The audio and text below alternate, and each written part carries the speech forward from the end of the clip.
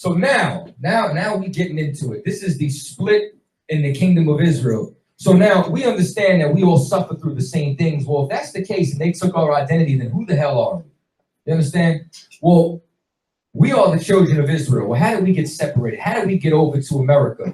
Well, it started with the split in Israel. It started because Solomon decided to deal with women from other nations.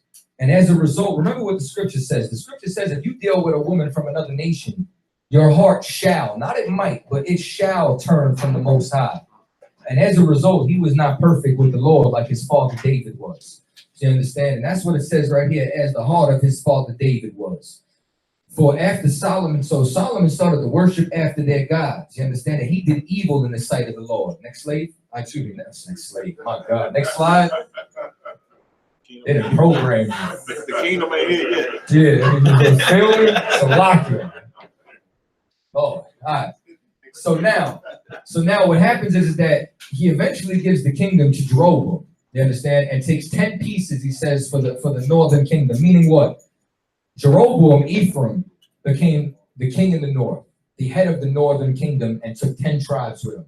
You understand? But he shall have one tribe for my servant David's sake, and for Jerusalem's sake, meaning what? He was a Judite. So Benjamin stayed with him. Now, the whole thing is that, well, what about Levi? Levi wasn't considered a tribe. Now, I'm not saying Levi is not considered Israel. Don't confuse it. You need land. You need to have inheritance is land. Levi didn't have land. Levi's inheritance was the sacrifices of the Most High. So as a result, Levi would be in the tribe of Ephraim, in their land, in Simeon's land, in Issachar's land, in Judah's land, and they would be performing the sacrifices. They would be performing the office of priesthood.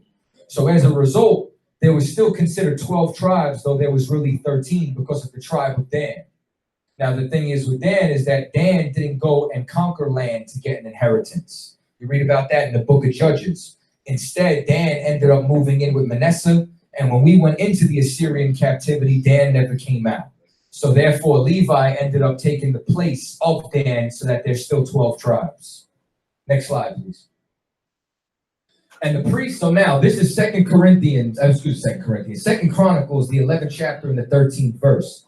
The priests and the Levites that were in all Israel resorted to him out of all their coast. For the Levites left their suburbs and possessions and came to Judah and Jerusalem. For Jeroboam and his sons had cast them off from executing the priest office, meaning what? The Levites were kicked out of the northern kingdom. The kingdom split. The northern kingdom was given to Ephraim, southern kingdom was given to Judah.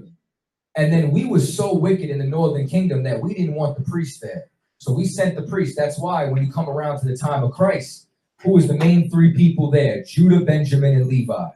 Because Levi came down south. Next slide. So what you start to find out as well is they try to say, oh, well, Simeon was there too. Now, mind you, let me explain something as well. That doesn't mean that there was no Judites that left with us. That doesn't mean that there was no northern kingdom that was still in Jerusalem. We're talking about the bulk of the populations. Just like if you go to Miami, you got little Haiti, you got little Havana, you got little Jamaica. That doesn't mean that there's not other tribes there. It's just talking about the bulk of the people who live there. When you read in the scriptures, you find out about Anna the prophetess in the New Testament, who was an Asherite. Well, we're talking about the bulk of the populations. The problem is people are too literal. They try reading this book through the eyes of the devil, man. And as a result, they don't understand it. So now what you also start to find out is that the Lord destroyed us. You understand? There was a long season that Israel had been without a true God and without a teaching priest and without law. And during this time period, let me get the next slide. During this time period, what ended up happening is that, and he gathered Judah and Benjamin and the strangers with them out of Ephraim and Manasseh and out of Simeon, for they fell to him out of Israel in abundance. So now, meaning when you start reading these scriptures in 2 Chronicles, you find out that Simeon, although he was in the south, once all this started going on, and then we ended up leaving the Lord, Simeon came up north with us. And the borders of Israel ended up completely changing. Next slide. So now it gets into the exact split. So what you start to see is that the northern kingdom, you understand, was not only Israel, but the land was starting to be called Samaria. And what happened is that we ended up doing evil in the sight of the Lord. So now what happens is Shalmaneser comes and he ends up having us pay tribute. And now while paying tribute, this is also why the scripture says that Ephraim is a silly dove.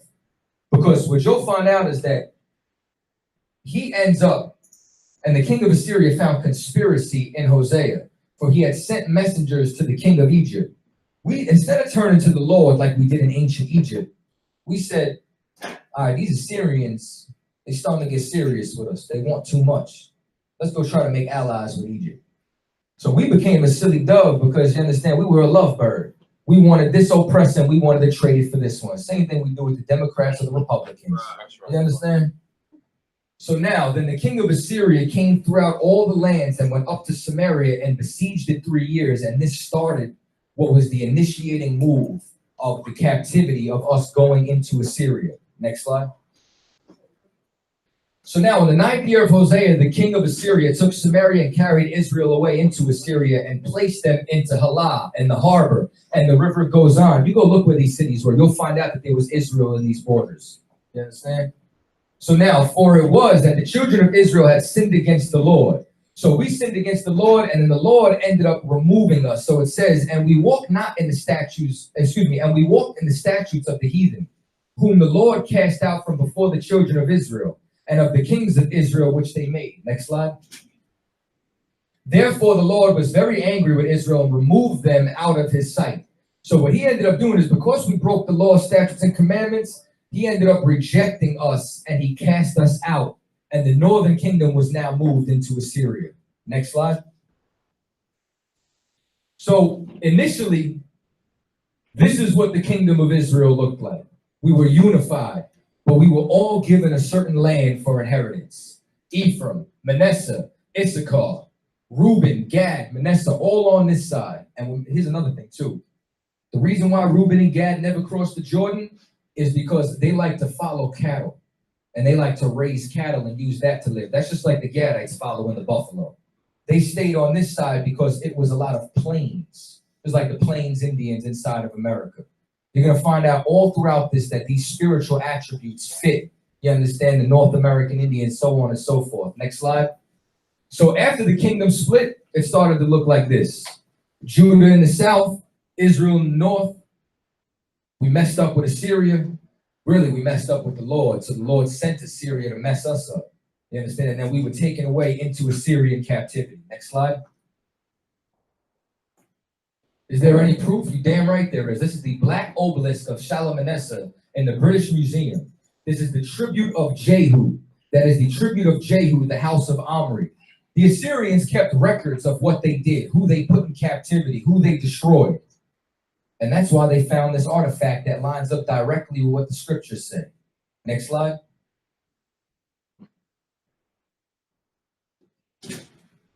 So now, accompanied by 4 attendants, King Shalmaneser stands beneath the parasol with Jehu bowing down. This is how disgraceful it is, man. Our king had to bow down to a damn heathen, man. You understand? And this was carved in there. And this is in the scriptures. Next slide. So now, 5 Israel. Now, before anybody says something, I couldn't fit the 5 on the damn screen. I know there's only 4 up there, all right? But if you go and look at the whole obelisk, you're going to see 5. So now, what you start to see is the tribute that they were paying. These are all copper tins, and it's all filled with precious metals and rubies and gold and silver. All the things that they brought because we were paying tribute. And when we stopped paying tribute, that's when they locked Hosea up, besieged the northern kingdom, and then took us on over into captivity. And this right here is them taking us into captivity. Next slide. So now, this is one of my favorite scriptures. 2nd Ezra, a scripture that so many fake Israelites do not understand. You understand? So these are the 10 tribes those are the 10 tribes which were carried away prisoner out of the land at the time of Hosea. Hosea is the Greek transliteration of Hosea. So Hosea the king, whom Shalmaneser, the king of Assyria, led away captive.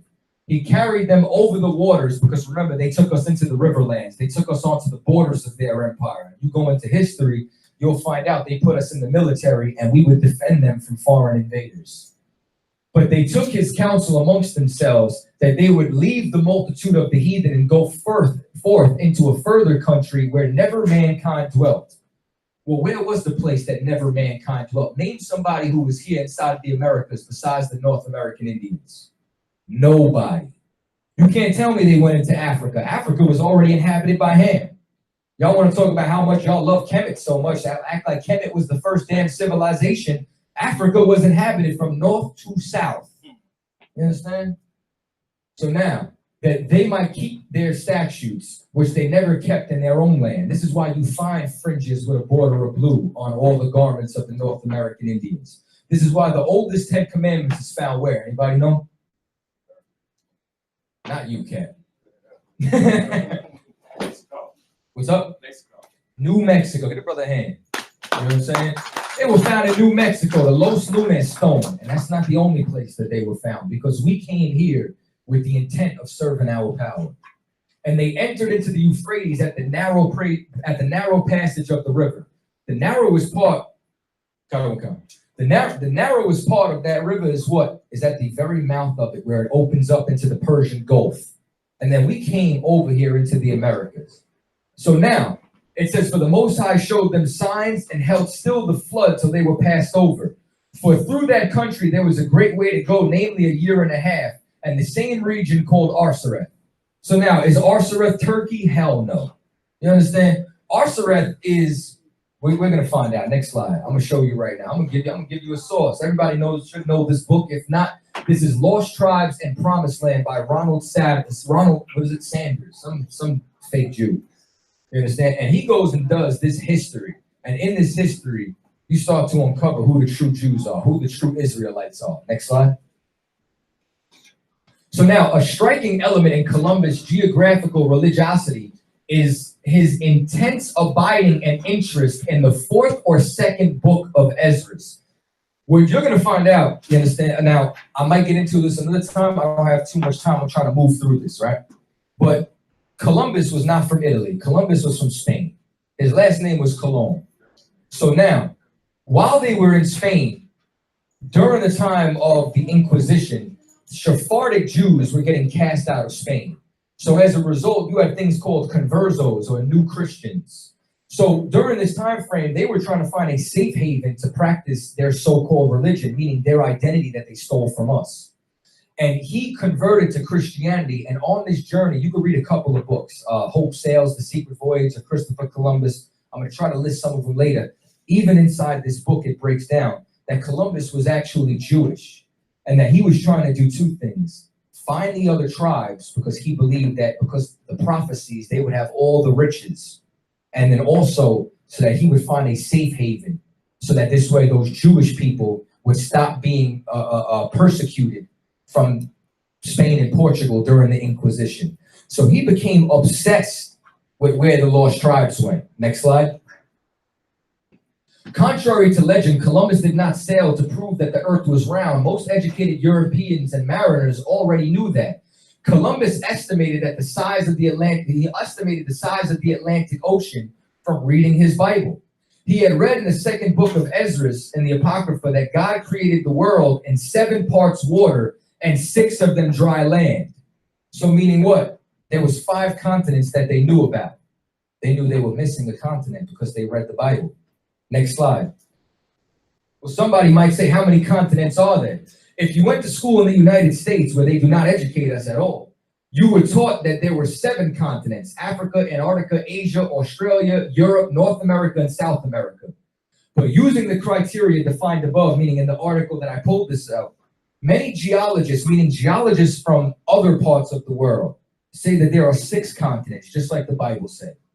So Columbus was reading this and he's like, there's another landmass that nobody dwelt at except for who? Those that were in Ezra. You understand? The 10 tribes which came over to Arsareth, what is Arsareth? Next slide. So now it's breaking down that he was also studying this chapter. And he talks about how he held the waters for them and they traveled another 1.5 years to a region called Arsareth. Evidently a Greek corruption of the Hebrew, which they want to say, Cap's going to laugh, but Aretz, which is Arataza. You understand? Arataza meaning earth, land, or another country. It's the Greek transliteration, just like earlier when you saw Osei, which is really Hosea. Arsareth was America, man. Next slide. So now, out of all the interpreters that Columbus could have brought with him, what do you think the language was? Let me hear it. Hebrew. There was only one interpreter that he brought with him, Luis de Torres, a so-called Jew who had occupied a position under the government. He was fluent in Hebrew because Columbus knew who the hell he was going to see. He knew who he was going to find. Right. Next slide.